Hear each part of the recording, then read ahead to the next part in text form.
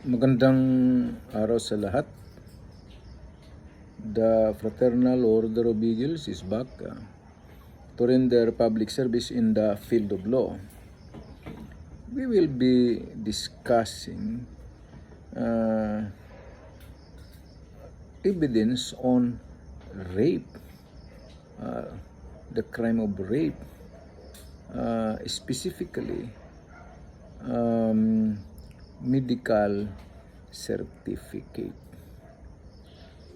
Some are claiming that if a complaint for rape is to be filed with the office of the prosecutor, it is essential that the complaint shall be accompanied with a medical certificate. Some claims that if not supported by a medical certificate, then the evidence is insufficient, which would lead to the dismissal of the criminal complaint or criminal case for rape. Totoo ba yun na kailangan ng medical certificate? The answer is no. The submission of a medical certificate is not an indispensable requirement in the complaint for rape. Well, of course, a medical certificate may strengthen the evidence for the complainant or for the prosecution in court. But it is not indispensable. In other words, a criminal action for rape or complaint may prosper. The accused can be convicted of the crime of rape even without a medical certificate. Why is that so? Well, medical certificate is not an essential element of the crime of rape. Because what is essential is that the accused have a sexual intercourse committed to the victim by means of force, violence, or intimidation, or in cases of what?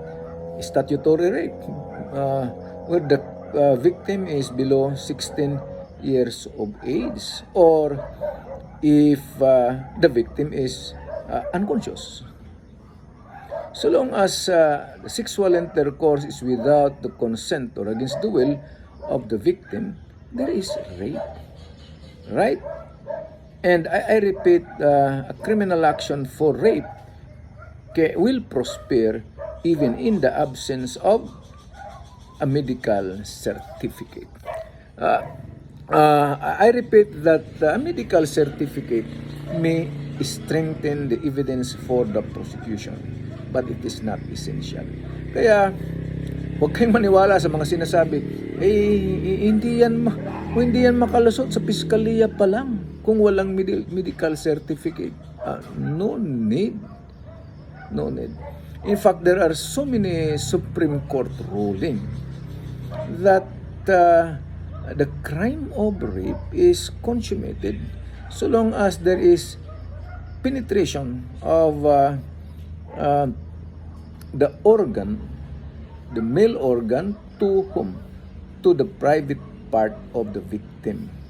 And that the penetration required to consummate the crime is only what? The slightest penetration.